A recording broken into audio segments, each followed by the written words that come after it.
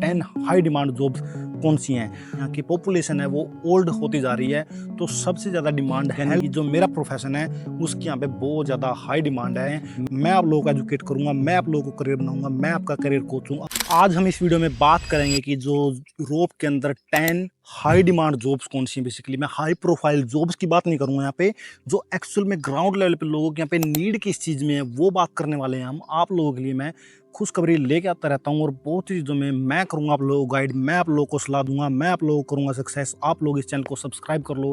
पहले भी मैंने 2 साल पहले बोला था कि मैं आप लोगों को एक नए लेवल पे लेके जाऊँगा, तो वो वक्त आ गया है और वो वक्त आज हम इस वीडियो में बात करेंगे कि 10 हाई डिमांड जॉब्स कौन सी हैं।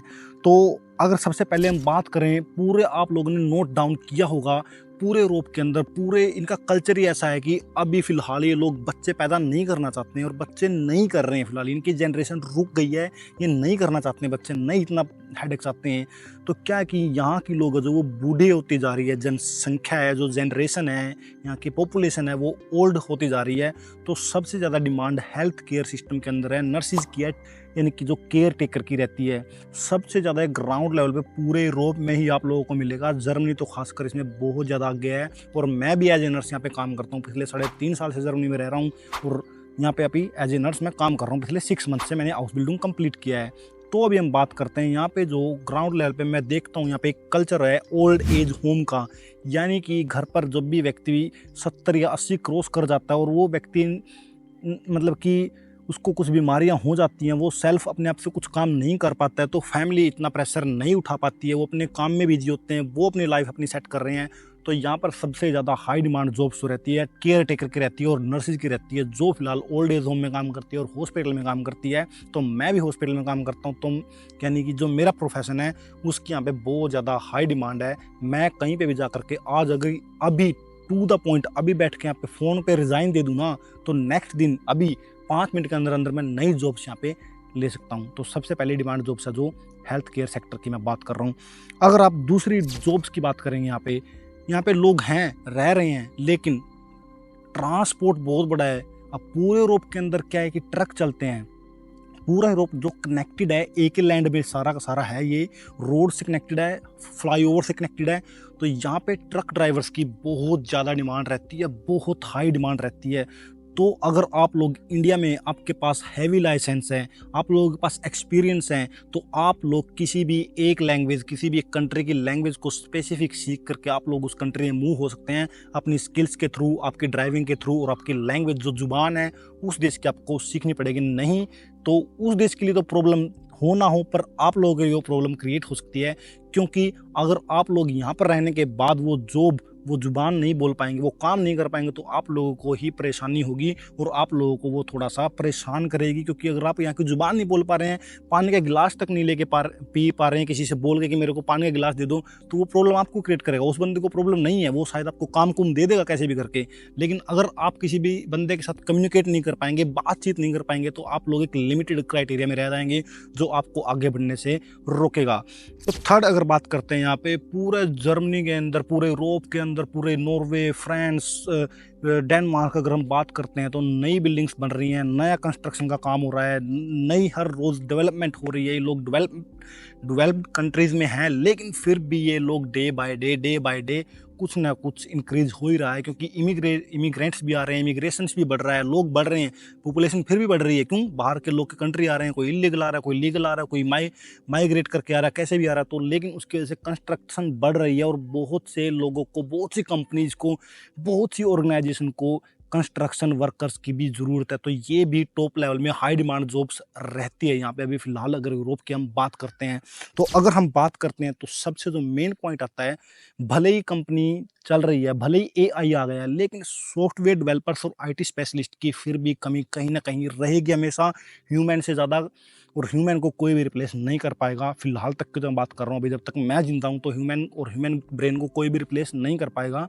तो IT specialist, data scientist, cloud computing, अगर हम इसकी बात करते हैं, तो भाई यहाँ पे बहुत ज़्यादा डिमांड रहने वाली है अभी फ़िलहाल, और रहती भी है। बाहर से लोगों को माइग्रेट करके लेके आते हैं। और आप लोग अगर इंडिया में रह रहे हैं, कहीं पे भी रह रहे हैं, किसी भी दुनिया के कोने में रह रहे हैं, तो आप लोग यूरोप में मूव हो सकते हैं। अगर आपका बैकग्राउंड आईटी स्पेशलिस्ट और कंप्यूटर और टेक से रिलेटेड है तो आप लोग यहाँ पर आप लोगों की भी हाई डिमांड रहती है। अगर हम बात करते हैं प्रॉपर इंजीनियरिंग की बात करते हैं, इंजीनियरिंग अब ये टेक फील्ड था, ये सॉफ्टवेयर फील्ड था, ये एआई फील्ड था। अगर हम इंजीनियरिंग की बात करते हैं भाई, तो इंजीनियरिंग में स्पेसिफिक आता है इलेक्ट्रिकल इंजीनियर हो गए, यहाँ पे रीन्यूएबल एनर्जी इंजीनियर हो गए, यहाँ पे जो अपने वर्कर्स होता है, कंस्ट्रक्शन का काम, लेबर की बात अलग है, लेकिन उसको बनाने के लिए इंजीनियरिंग लगती है भाई। रोड बनाने के लिए इंजीनियरिंग लगती है, हाईवे फ्लाईओवर बनाने के लिए इंजीनियरिंग लगती है। तो सिविल इंजीनियरिंग यानी कि इंजीनियर्स की भी इनको बहुत बहुत ज़्यादा ज़रूरत है, क्योंकि पॉपुलेशन इन लोगों की घट रही है, लेकिन जो माइग्रेट करके लोग आ रहे हैं यहाँ पे, जो माइग्रेशन है वो चलता रहेगा परमानेंट। जो भी हाई स्किल्ड वैल्यू एक लेबर है या फिर हाई स्किल्ड एक मैन है, कोई भी आदमी है, तो उसकी इनको हमेशा के लिए ज़रूरत रहेगी। तो इंजीनियरिंग की भी, इंजीनियर्स की भी इनको लगातार ज़रूरत है। और सबसे अगर मैं बात करूँ, मेरा पर्सनल एक्सपीरियंस है, मेरा खुद का एक्सपीरियंस है, आप लोग हमारे इंडिया में भी खैर आजकल बहुत बहुत ज़्यादा इंक्रीज हो गया है कि लोग बाहर खाना प्रेफर करते हैं, यानी कि होटल में, रेस्टोरेंट में। टूरिज्म इतना इंक्रीज हो गया भाई, तो सबसे ज़्यादा टूरिज्म इंक्रीज हुआ है लोगों के पास। लोगों के सपने बढ़ रहे हैं ना, लोगों की इच्छाएं बढ़ रही हैं, मतलब कि मन कर रहा है कि हर बंदा, मेरा ट्रैवल करने का मन है। तो उससे क्या हो रहा है, अगर आप लोग नोट डाउन नहीं करोगे, हम नोट डाउन करते हैं भाई, तो उससे क्या है कि टूरिज्म बढ़ रहा है। और जहाँ पे टूरिज्म बढ़ रहा है वहाँ पे होटल और रेस्टोरेंट इंडस्ट्री भी ग्रो कर रही है। और होटल और रेस्टोरेंट इंडस्ट्री ग्रो कर रही है तो लोगों की ज़रूरत है, जिनको स्किल आती है, जो वेटर का काम करता है, जो बोलने में माहिर है, जो कस्टमर के साथ डील करने में एक्सपर्ट है, जो शेफ़ है, जो कुक कर सकता है, तो इन लोगों को ज़रूरत है। तो होटल और जो रेस्टोरेंट और ये खाना बनाने वाली इंडस्ट्री है, यहाँ पर भी बहुत सी लोगों की डिमांड है भाई। और ये काम भी लगातार चलता ही रहेगा जब तक धरती पर लोग रहेंगे। तो खाना तो चलता रहेगा, बिना खाने के और बिना वायु के तो आप लोग जीवित नहीं रह सकते हैं, तो आप लोगों को पता है। तो ये भी मोस्ट ऑफ द इम्पोर्टेंट एक काम है ग्राउंड रियलिटी पे। अगर आप लोग जाकर के देखोगे, किसी भी शहर में चले जाना, यूरोप के होटल मिलेगा, काम करने वाले मिलेंगे, कुछ ना कुछ करने वाले आप लोगों को मिलेंगे। तो ये भी एक हाई डिमांड जॉब्स यहाँ पे रहने वाली है। अगर हम बात करें तो भाई, अगर आप लोग बात नहीं करते होंगे कि अब होटल है, कोई खाना आ रहा है, ये कपड़े आ रहे हैं, ये फ़ोन आ रहा है, ये आप लोग जो कुछ देख रहे हैं, इंटरनेट आ रहा है, कुछ भी, मतलब इंटरनेट तो अलग एक बात हो गई, लेकिन फिर भी अगर कुछ भी आ रहा है आप लोगों के शहर में, तो वो क्या आ रहा है कि वो एक्सपोर्ट या इंपोर्ट हो रहा है कहीं ना कहीं से।